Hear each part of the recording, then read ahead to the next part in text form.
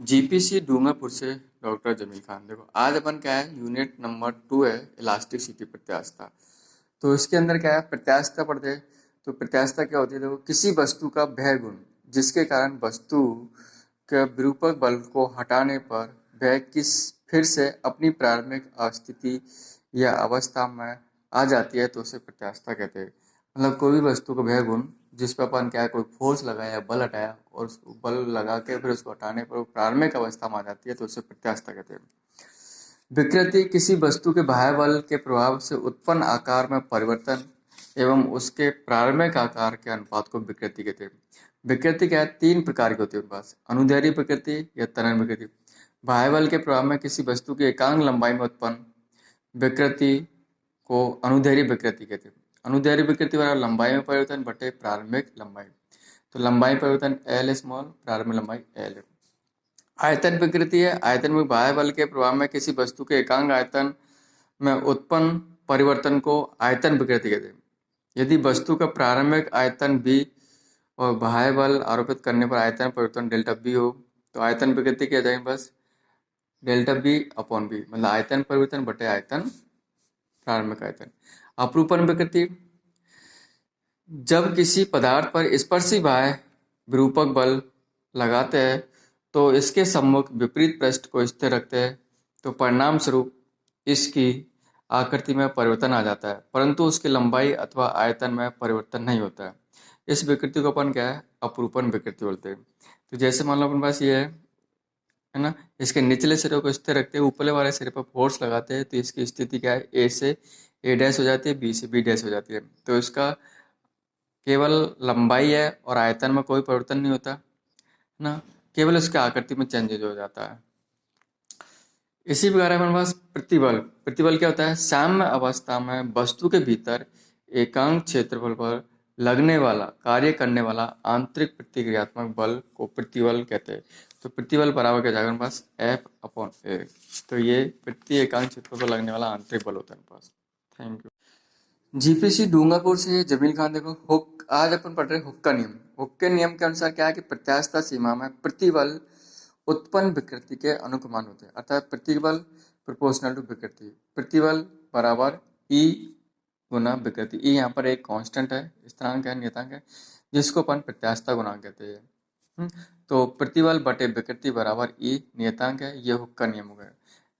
Young का जो प्रत्यास्थता गुणांक है, ये ई को अपन क्या प्रत्यास्थता गुणांक कहते हैं। ये 3 प्रकार के होते हैं, यंग का प्रत्यास्थता गुणांक, आयतन प्रत्यास्थता गुणांक है और अपरूपण या दृढ़ता प्रत्यास्थता गुणांक। तो यंग का प्रत्यास्थता गुणांक क्या है, प्रत्यास्थता सीमा में अनुदैर्ध्य प्रतिबल एवं अनुदैर्ध्य विकृति का अनुपात को यंग प्रत्यास्थता गुणांक कहते हैं। इससे 22 से अपन प्रतिशत करते हैं, किससे कैसे, 22 से। 22 बराबर क्या होता है, अनुदैर्ध्य प्रतिबल बटे अनुदैर्ध्य विकृति। अनुदैर्ध्य प्रतिबल क्या है, एफ अपॉन ए, अनुदैर्ध्य विकृति स्मॉल एल अपॉन एल, तो क्या एफ कैपिटल एल बटे ए बटे स्मॉल एल। आयतन प्रत्यास्थता गुणांक, तो प्रत्यास्थता सीमा में आयतन प्रतिबल एवं आयतन विकृति के अनुपात को वस्तु का आयतन प्रत्यास्थता गुणांक कहते हैं। इसे अपन कैपिटल के से प्रदर्शित करते हैं, तो आयतन प्रतिबल बटे आयतन प्रतिबल। तो आयतन जो प्रतिबल है वो माइनस एफ अपॉन के, क्योंकि उसमें दाब जैसे प्रेशर बढ़ाएंगे तो उसमें आयतन में कमी हो जाएगी, तो एफ बटे ए ये पता जाएगा, तो बी अपॉन डेल बी। तो पी जो एफ अपॉन ए वो पी हो जाएगा, और ये capital B upon B. Capital B प्रारंभिक आयतन है और स्मॉल बी आयतन में उत्तम। द्रव एवं गैसीय पदार्थों के लिए जो के है वो कितना था, B D P upon D B था। आयतन जो प्रत्यास्थता गुणांक है का व्युत्क्रम 1/n के संपीड़ितता कहलाता है, 1/n के संपूर्णता कहलाता है। तीसरे नंबर पे है अपरूपण या दृढ़ता गुणांक। प्रत्यास्थता सीमा के अंदर अपरूपी प्रतिबल एवं अपरूपी विकृति के अनुपात को वस्तु के पदार्थ का दृढ़ता गुणांक या अपरूपण गुणांक कहते हैं। इसे नीटा से प्रदर्शित करते हैं। नीटा बराबर क्या है, अपरूपी प्रतिबल बटे अपरूपी विकृति बल। तो एफ अपॉन ए बटे 5 हो गए उनके पास। ये 3 प्रकार के अपरूपण गुणांक है, प्रत्यास्थता गुणांक है। Thank you. आज हम पढ़ेंगे प्रत्यास्थता सीमा। तो प्रत्यास्थता सीमा देखना है कि प्रत्यास्थता सीमा क्या होती है। प्रत्यास्थता सीमा वह अधिकतम प्रतिबल है जिसके द्वारा विकृत पदार्थ विरूपक बल हटाए जाने पर पूर्णतः अपनी प्रारंभिक अवस्था में लौट आता है। यदि प्रत्यास्थता सीमा के बाद भी वस्तु पर बाह्य बल को और भी अधिक बढ़ाया जाता है तो एक ऐसी स्थिति आती है कि बिना बल बढ़ाए वस्तु की लंबाई में वृद्धि प्रारंभ हो जाती है। इस बिंदु को पराभव बिंदु कहते हैं। पराभव बिंदु के बाद प्रतिबल में काफी वृद्धि हो जाती है और अंततः तार टूट जाता है। इस स्थिति को विच्छेदन बिंदु भी कहते हैं बस। तो प्रत्यास्थता सीमा क्या है? एक अधिकतम सीमा है जिसके ज्यादा अपन उसको प्रतिबल जो बल है उसको हटाने पर वो क्या वस्तु प्रारंभिक अवस्था में लौट आती है। यदि इसके ज्यादापन बढ़ाया जाता है तो वस्तु प्रारंभिक अवस्था में लौट नहीं आ पाती है। उस केस में अपन क्या लंबाई में वृद्धि प्रारंभ हो जाती है, तो उसे बोलते हैं प्रारंभ बिंदु। और प्रारंभ बिंदु के बाद यदि प्रतिबल में काफी वृद्धि हो जाती है तो तार अनंत रूप में क्या है लास्ट स्टेज में क्या है टूट जाता है, तो उसे बोलते हैं अपन विच्छेदन बिंदु। प्रत्यास्थता शिथिलता इलास्टिक हाइस्टेरेसिस।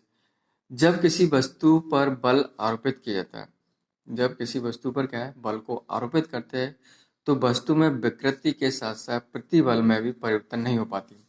जितनी विकृति बढ़ता है उतने प्रतिबल नहीं बढ़ पाता, अर्थात पिछड़ जाती है। तो विकृति का प्रतिबल में पिछड़ना प्रत्यास्थता शिथिलता कहलाती है। तो यदि उसके रेशो में समान रूप से क्या है वो बढ़ता नहीं है, विकृति और प्रतिबल में रेशो समान नहीं रहता, तो उसमें क्या होता है कि विकृति है वो प्रतिबल से पीछे रह जाती है, तो इसे बोलते हैं अपन प्रत्यास्थता शिथिलता। दूसरा है पॉइसन रेशियो, पाइसन निष्पत्ति। पाइसन निष्पत्ति क्या होता है कि जब किसी अपन तार को में प्रतिबल लगा देते हैं तो उसकी लंबाई में वृद्धि होती है लेकिन मोटाई में कमी हो जाती है। तो यहाँ पर अपन देखते हैं कि जब किसी तार की लंबाई की दिशा में अनुदिश बल लगाते हैं तो उसकी लंबाई में वृद्धि होती है परंतु उसके व्यास में कमी हो जाती है। ये तार है, इसका अपन क्या है लंबाई, ये अपन पास तार है, इसमें जैसे अपन फोर्स लगाएंगे तो इसमें क्या है कि इसकी लंबाई में तो वृद्धि होगी लेकिन इसकी मोटाई में कमी होगी। पहले इसका व्यास डी था, अब इसमें व्यास कितना हो गया डी माइनस डेल्टा डी। तो डेल्टा डी की इसमें क्या कमी आ गई, पहले लंबाई इसकी एल थी और वृद्धि होने पर टोटल डेल्टा एल होगी। यदि वस्तु की दिशा में वस्तु के एकांक लंबाई में वृद्धि को अनुदैर्ध्य विकृति एवं बल की दिशा के लंबवत प्रति एकांक विस्तार में कमी को विकृति कहते हैं, अनुप्रस्थ विकृति कहते हैं। तो लंबाई में जो वृद्धि है अनुदैर्ध्य और इसके जो व्यास के सापेक्ष हो जाएगी, व्यास के हो जाएगी अनुप्रस्थ। तो प्रत्यास्थता की सीमा में अनुप्रस्थ विकृति मान लो क्या है अपने पास, मतलब उसकी लंबाई के लंबवत तो बीटा है, और अनुदैर्ध्य विकृति क्या है अल्फा के अनुपात को क्या है पाइसन निष्पत्ति कहते हैं। तो ये पाइसन निष्पत्ति सिग्मा हुआ अपने पास। ओके, तो सिग्मा अपन पास क्या है जो रो, ये रो पास तो अनुप्रस्थ विकृति बटे अनुदैर्ध्य विकृति बीटा अपन अल्फा। तो जो इसका सिग्मा है इसका मान कितना -1 से लेकर 0.5 के मध्य होता है। पाइसा अनुपाति क्या है विकृति का 2 अनुपात विकृति में, इसलिए न तो उसकी कोई विमा होती है न उसका कोई मात्रक होता है। सिग्मा बराबर बीटा अपन रो, ये उसका मान लिया जाएगा। ऋणात्मक चिन्ह ये प्रदर्शित करता है कि जैसे लंबाई एल और व्यास डी में परिवर्तन विरोधी होते हैं अपने पास। ओके, अब देखो जैसे मान लो अपने पास कोई एक एग्जाम्पल है, अनुदैर्ध्य निस्तारण और पार्श्ववर्त संकुचन पर यदि किसी नमूने का आयतन नियत रहता है तो सिद्ध कीजिए पाइसा अनुपात 0.5 होता है। माना कि किसी नमूने की लंबाई एल, त्रिज्या है, तो विस्तरण के कारण लंबाई में वृद्धि डेल्टा एल और त्रिज्या में कमी डेल्टा आर है। तो प्रारंभिक आयतन बी बराबर पाई आर स्क्वायर एल। अब उसका अब आयतन में परिवर्तन ज्ञात करना था, अवकलन करेंगे डेल्टा बी बराबर पाई आर की इसका कितना जाएगा एल में करेंगे तो pi r del L plus r में करेंगे तो 2r del r del L. अब बी नियत है तो डेल में डेल बी बराबर जाएगा 0, तो pi r square del L plus 2r del L बटा 0। आर पाई कैंसिल हो जाएगा तो r square del L plus 2r dot D L dot del L 0।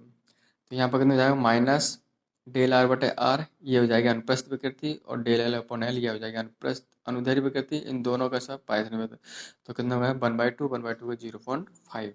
Okay, thank you.